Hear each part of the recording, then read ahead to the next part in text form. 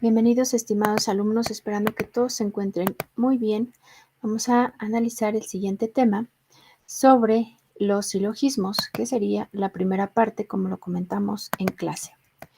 Pues bien, hemos comentado en la primera clase que es Aristóteles, el padre de la lógica, quien vive en el contexto en que, al igual que sus maestros Sócrates y Platón, conviven con los filósofos sofistas. Los filósofos sofistas eran este grupo de maestros que utilizaban la retórica para poder enseñar y para poder también defender diferentes argumentos. Entonces Aristóteles se da la tarea de, a través de la lógica, profundizar los diversos argumentos o lo que decían. Un argumento se compone de un conjunto de proposiciones, de los cuales unas se denominan premisas y otras reciben el nombre de conclusión.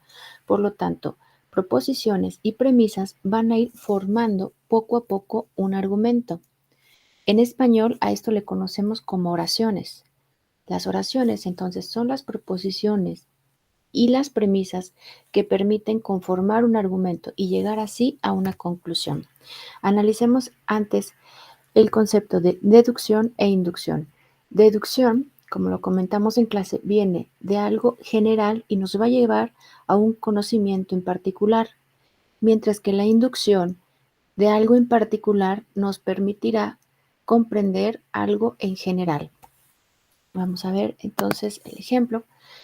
Las características del agua. Esto es como si estuviéramos haciendo una adivinanza. Decimos, es incolora, es inolora, es insípida y no tiene forma. La respuesta es el agua. Ahora, en un sentido contrario, si el profesor o profesora de química nos dice la palabra petróleo, investiga todo lo que puedas acerca del petróleo. Bueno, pues el concepto en particular es petróleo. De ahí que podríamos analizar que del petróleo se deriva la gasolina, se deriva el gas, se derivan diferentes elementos, por ejemplo, del plástico, etcétera, etcétera. Entonces, inductivo es de lo particular y nos lleva a un concepto o a un conocimiento en general. Ahora sí, entremos en materia con el cuadro de oposición aristotélico. Para fines prácticos, los estudiosos de la lógica dividen el cuadro de oposición a través de las vocales A, E, I y O. Analicemos cada una de estas. Todo hombre es mortal, dice la siguiente premisa o el siguiente enunciado. Lo contrario de todo es ningún. Mientras que la I dice algún hombre es mortal. Aquí estamos hablando algo en particular. Y la O está negándolo. Algún hombre no es mortal. De tal forma que tenemos todo es una afirmación positiva universal. Lo contrario de todo es ningún es negativa universal. Y en particular algún es positiva, pero en particular, reitero, mientras que la O es particular negativa. Así, de su lado izquierdo quedan las positivas y de su lado derecho quedan las negativas. Asimismo, como lo hemos escuchando, las universales quedarían en la parte de arriba y las afirmaciones particulares en la parte inferior. Universales, particulares. De tal forma que la A quedaría de la siguiente forma. La A es un juicio universal positivo. E, un juicio universal negativo. Y, un juicio particular positivo. Y la O, un juicio en particular negativo. Vamos a hacer entonces el siguiente ejercicio. La premisa es todo animal es reptil. Todo animal es reptil. Entonces ya tenemos aquí con la letra A, todo animal es reptil. Lo contrario sería, lo contrario, universal negativo. Ningún animal es reptil. Estoy negando un juicio universal. Ahora vámonos con el tema de los particulares. Algún, la I, algún animal es reptil. Estoy aquí particularizando, estoy diciendo, bueno, algún animal es reptil. Y la negación de lo positivo en particular es algún, aquí siempre se coloca una rayita, se deja un espacio, algún animal no es reptil. Entonces, quedaría así. Algún animal no es reptil. Analicemos. ¿Cuál es lo contrario de la afirmación positiva universal? Todo animal es reptil. Lo contrario es ningún animal es reptil. Voy a utilizar nuevamente los plumones para que me sea más práctico. Lo contrario de todo animal es reptil es ningún animal es reptil. ¿Cuál es lo subalterno de ningún animal es reptil? De este juicio universal negativo subalterno, aquí dice subalterno, sigo las flechitas, es algún animal no es reptil.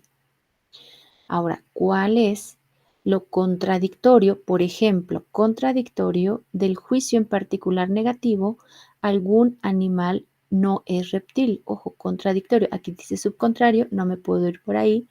Y aquí dice contradictorio, está contradiciendo a el juicio universal positivo, todo animal es reptil.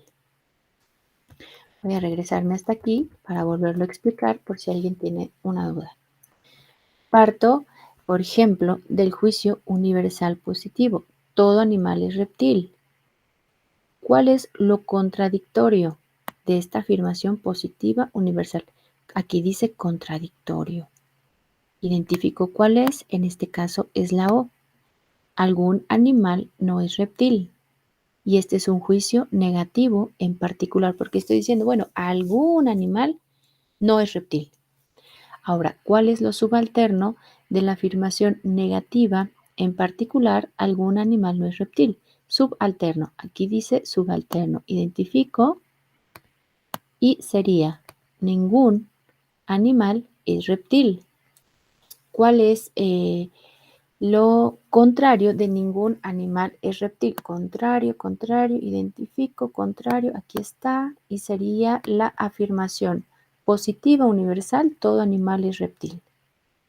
De la afirmación positiva universal, todo animal es reptil, su subalterno sería la afirmación positiva en particular, algún animal es reptil. A su vez, de algún animal es reptil, que es una afirmación positiva en particular, su subcontrario sería algún animal no es reptil. Como vemos, las flechitas nos permiten analizar todas las posibilidades. Es importante que para los ejercicios ustedes desarrollen los 10 cuadros de oposición, porque son 10 ejercicios, 10 premisas que van a analizar a través de los cuadros de oposición, pero que primero desarrollen los cuadros de oposición vacíos, para que así ustedes puedan colocar dentro el desarrollo de cada premisa. Estas flechitas que tienen a propósito nos darán una dirección para poder analizar los argumentos. A continuación, voy a mostrarles algunos ejemplos. Tenemos aquí los ejemplos de las afirmaciones que ustedes van a hacer, las afirmaciones positivas, negativas, particular y también las afirmaciones de forma universal. Esta sería la actividad. Son 10 afirmaciones de cada una. Por ejemplo, todo hombre es racional, todo hermano es amigo. Vamos a hacer aquí 10. Recuerden que la A representa el todo, mientras que la E, ningún, es negativo. 10 negativos y algún es en particular, 10 particulares positivos. Y finalmente la O representa la particular negativa, entonces también serían 10. Ya que tengamos esto, ahora sí pasaríamos para que puedan ustedes desarrollar los cuadros de oposición. Permítanme, lo mostramos. Son 10 cuadritos de oposición en donde ustedes utilizarían 10 premisas, recuerden con los cuadros vacíos, para que puedan desarrollar los 10 ejemplos. Si tienen alguna duda, por favor me mandan un mensaje. Bueno, les agradezco a todos, que tengan buen día.